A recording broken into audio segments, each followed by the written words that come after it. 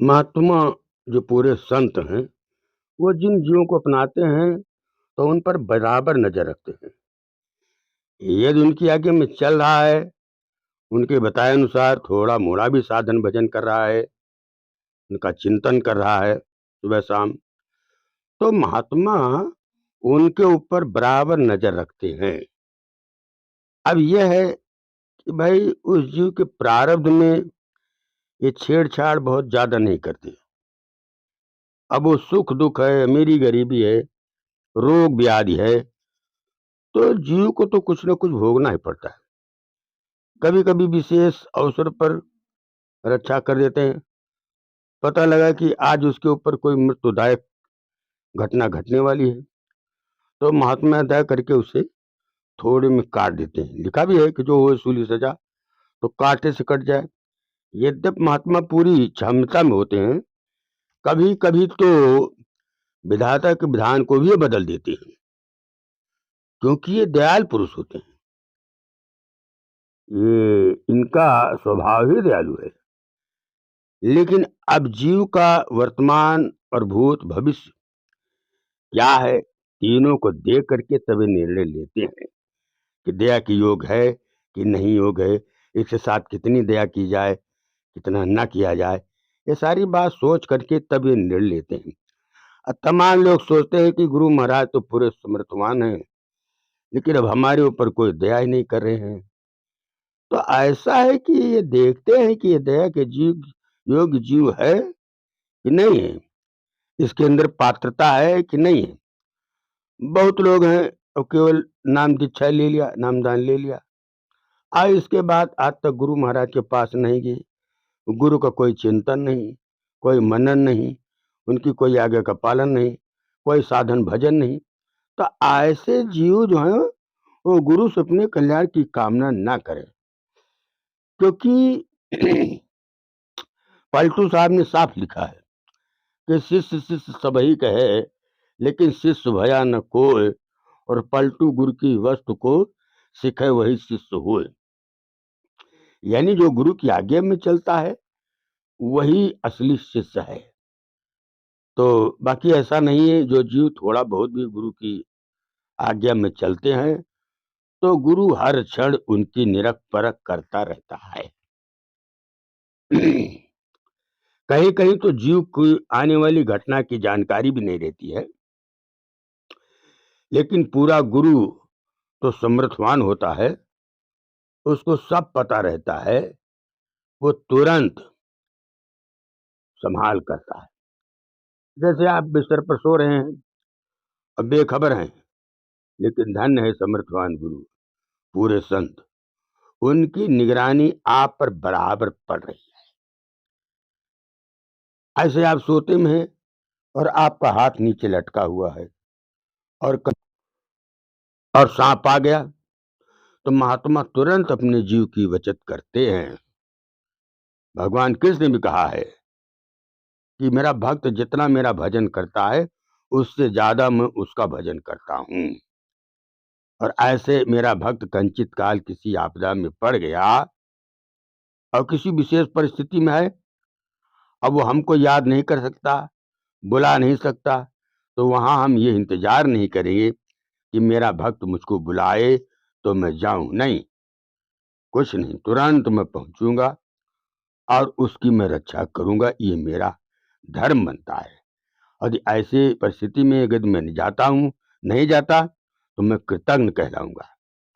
तो ऐसे जो पूरे संत होते हैं, वो अपने अपनाए हुए जीव की हमेशा देखभाल करते रहते हैं। अब आप कहेंगे कि उनके तो लाखों शिष्य है और कहाँ-कहाँ नजर रखेंगे। तो वास्तव में जो पूरे संत होते हैं, वो समर्थवान होते हैं। उनकी दृष्टि बड़ी व्यापक होती है। अरे जो अलग अगम तक जिसका आना जाना है, तो उससे क्या छिपा है, उसके लिए क्या असंभव है।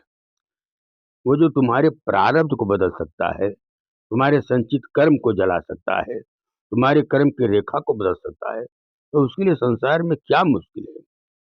तुम कितना भजन करते हो और कितना पुण्य करते हो, कितना पाप करते हो, तुम मन से, वचन से, कर्म से क्या कर रहे हो, क्या सोच रहे हो, पूरे संत को सब मालूम होता है। हर एक गतिविधि की उनको जानकारी होती है।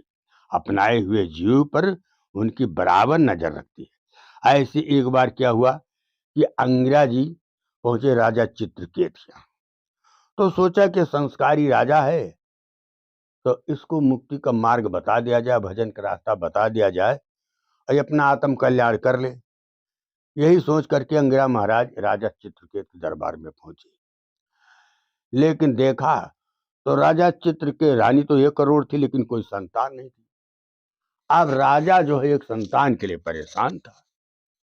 पहुंचते ही महात्मा के पैरों पर गिर पड़े, रोने लगे कि धन्य हो प्रभु, आपका आगमन हुआ है, आपका दर्शन हुआ है। अवश्य मेरा कोई बहुत पुराना पुण्य उदय हुआ है, तभी आप पदार्पण किए हैं और अवश्य अब मेरी कामना पूरी हो जाएगी। आपको लगता है विधाता ने स्वयं भेजा है दया करने के लिए। ऐसा चरणों में पड़ करके रोने लगा। महात्मा का पूजन किया, आसन पर बैठाया। इसके बाद राजा चित्रकेत अपनी मनोव्यथा व्यक्त करने लगा। बोला, सरकार मेरे कोई संतान नहीं और अब आप आए हैं, समर्थवान है, कोई न कोई दया कर। अंगिरा जी ने देखा अंतर्दृष्टि से, बोले राजन तुम्हारे प्रारब्ध में तो वैसे कोई संतान नहीं है, लेकिन अब तुम्हारे भाव को देख करके मैं तुम्हें एक पुत्र दे रहा हूं और वो पुत्र सुख भी देगा दुख भी देगा। 1 वर्ष की आयु होगी। ऐसा कह करके महात्मा चले गए। तो राजा चित्रकेत की बड़ी रानी से एक पुत्र पैदा हुआ। अब तो राजा बहुत खुश हुआ और बहुत दान पुण्य किया। तो उसके बाद अब जब भी राजा कहीं से आता, उसी रानी के महल में जाता, वहीं भोजन करता, वहीं विश्राम करता। अब उसी बच्चे के मोह में राजा और रानियों को भूल गया। अब बाकी रानियां अपने महल में पड़ी रहती। अब वो परेशान कि राजा साहब यहाँ कभी आते ही नहीं। अब उसी पुत्र के मोह में वहीं आते हैं, वहीं से चले जाते हैं, वहीं से दरबार में चले जाते हैं, वहीं से प्रजा में चले जाते हैं कि हमारे लोगों की तरफ राजा कभी आते ही नहीं। अब यही सोचते सोचते उन तमाम रानियों को डाह हो गई और अंत में उन रानियों ने डाह में आकर के उस छोटे से बच्चे को जहर दे दिया है। 1 वर्ष का जब हुआ बच्चा, तैसे उन सौतेली माताओं ने मिलकर के विचार करके उसको जहर दे दिया। अब जब जहर दे दिया तो बच्चा तो सो रहा है, लेकिन वो मर चुका है। रानी ने दासी से कहा कि देखो मेरा लाल जो है बड़ी देर से सो रहा है, उठाओ, भूखा होगा, उसको जगाओ, उसको दूध पिला दिया जाए। जब दासी गई देखी तो बच्चा मृतक। बोली, महारानी जी वो तो लाल उठ ही नहीं, राजकुमार उठ नहीं रहा। बोली, अरे ऐसे कैसे, तुम उठाओ ना। बोली, महारानी मैं कैसे उठाऊं, वो तो हिलता डुलता ही नहीं, लगता है उसके प्राण ही नहीं। महारानी ने जैसे देखा, ऐसे दहाड़ मार करके गिर पड़ी। खबर राजा तक पहुंची। राजा भी दरबार से तुरंत पागलों जैसा भाग करके आया। अब तो उसी पुत्र की लाश को देख करके राजा छाती पीट पीट करके रोने लगा। अब सौतेली माताएं भी आई अपना वो दिखावे में, झूठ मूठ का वो भी अपना रोने लगी। और रोने के बाद राजा ने कहा, कुछ नहीं, अब चिता तैयार करो, इसी पुत्र के साथ मैं भी अब आत्मदाह कर लूंगा। क्या करूंगा अब जी करके, अब जीने का कोई उद्देश्य नहीं रह जाता है, अब मैं जी करके क्या करूंगा। फिर क्या, चिता तैयार कर दी गई और लाश के साथ राजा जो है चिता में प्रवेश करना ही चाहा, तब तक अंगिरा महाराज पहुंच गए। धन्य हो महापुरुष, संत जो होते हैं उनकी यही गति होती है। हर नजर, हर क्षण उनकी नजर अपने अपनाए हुए जीव के ऊपर रहती है। जैसे ही राजा चिता में कूदने को तैयार हुआ, तब तक अंगिरा जी महाराज नारद के साथ पहुंच गए। हाथ पकड़ करके खींचा, बोले, राजन ये क्या कर रहे हो, हैं? ये मानव शरीर मिला है इसी के लिए? अरे ये मिला है तुमको भजन करने के लिए। और तुम एक पुत्र की मोह में चले जा रहे हो आत्महत्या करने, आत्मदाह करने। चित्रकेत ने कहा, नहीं प्रभु, अब मैं क्या करूंगा जी करके, अब जीने की मेरी कोई तमन्ना नहीं, अब मेरी ख्वाहिश नहीं, मेरी सारी कामनाएं मर गई, अब मैं क्या करूंगा जी करके। नारद जी ने डांटा, बोले राजन खबरदार, रुक जाओ, तुम जिस पुत्र के मोह में आत्मदाह करने जा रहे हो, मैं उस पुत्र को अभी बुलाता हूँ। तुरंत नारद जी महाराज ने हाथ में कुछ अच्छा जल लिया और तुरंत बच्चे की जीवात्मा का आवाहन किया। बच्चे के शरीर में जीवात्मा आ गई। नारद जी महाराज ने कहा, बेटा, ये तुम्हारे पिताजी तुम्हारे वियोग में प्राण हत्या कर प्राण देने के लिए तैयार हैं, तो मैं चाहता हूं कि कुछ दिन इनको तुम पुत्र सुख प्रदान करो। फिर जानते हो पुत्र की जीवात्मा ने क्या कहा? बोली, बाबा, तुम किस पिता की बात कर रहे हो? अनादिकाल से पता नहीं मेरे कितने पिता हुए, कितने दादा चाचा काका मामा मौसिया हुए, हमें यही नहीं पता है। जहां जहां मैंने शरीर धारण किया है, वहीं वहीं मुझे माता पिता भाई बंधु सब मिले। जितने दिन शरीर रहा है, उतने दिन वो सारे नाते रिश्तेदार रहे हैं। जिस दिन शरीर छूट गया है, शरीर के साथ साथ सारे नाते रिश्ते वहीं छूट गए। मैं भी पता नहीं कितने बार, हमको भी नहीं ज्ञान है कि मैं कितने बार पिता बना, बेटा बना, दादा चाचा काका मामा मौसिया बना, हमको भी नहीं याद है कि मैं कितने बार पिता पुत्र दादा चाचा काका मामा मौसिया बन चुका हूँ। पुत्र की जीवात्मा ने कहा, बाबा, एक जन्म में मैं भी राजा था और जंगल मेरे ऊपर भी बैराग सवार हुआ था, जंगल में तपस्या करने के लिए गया था। तपस्या करते करते भूख के मारे में अचेत हो गया, तो जंगल से एक महिला घूमती हुई आई। मेरी रसा को देख करके उसने एक फल दिया। उस फल को भून करके, आग में भून करके, और मैंने अपनी भूख मिटाई थी। लेकिन दुर्भाग्य से उस फल के अंदर एक कम 1 करोड़ चींटियां थी, वो सब आग में जल करके मर गई। बाबा, वही सारी चींटियां आज मेरी सौतेली माता बनी थी, और जिस महिला ने मुझको फल दिया वही मेरी माँ बनी।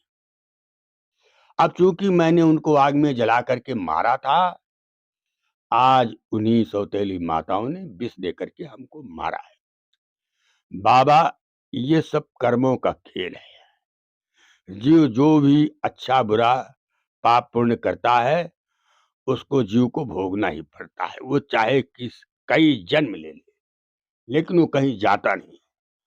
जीव को अपने कर्मों का भोग करना पड़ता है। तो ऐसे में अब आप किस पिता की बात कर रहे हैं? जब अनादिकाल से पता नहीं कितने बार जन्म लिया, जितने बार जन्म लिया उतने बार मेरे माता पिता हुए हैं, तो तुम किस पिता की बात कर रहे हो? ये मैं नहीं समझ पा रहा। तो ऐसे ही राजा चित्रकेत को ज्ञान हो गया। तुरंत हाथ जोड़ करके गुरुदेव से कहा कि प्रभु, अब तुरंत ही जीवात्मा का विसर्जन कर दीजिए, इसको इसी दम विदा कर दिए। हमको ज्ञान हो गया कि संसार में न कोई पिता है, न कोई पुत्र है। तुरंत नारद जी महाराज ने पुत्र की जीवात्मा को विसर्जन कर दिया, अपने देश को चली गई, और राजा चित्र को दृढ़ वैराग हो गया। तुरंत दोनों महापुरुषों ने उनको ज्ञान दिया और नाम दीक्षा दिया। उसके बाद वो राजा तपस्या भगवान का भजन करने के लिए जंगल चला गए। तो इस तरह से महात्मा जो होता है, जब किसी जीव को अपनाते हैं तो उसके ऊपर बराबर नजर रखते हैं कि ये जीव मेरा कहाँ किस दिशा में जा रहा है। तो इस तरह से प्रेमियों, ये एक चर्चा मैंने आपके सामने व्यक्त किया। अगर अच्छी लगी होगी तो मेरे चैनल को सब्सक्राइब करिएगा, लाइक करिएगा, कमेंट करिएगा।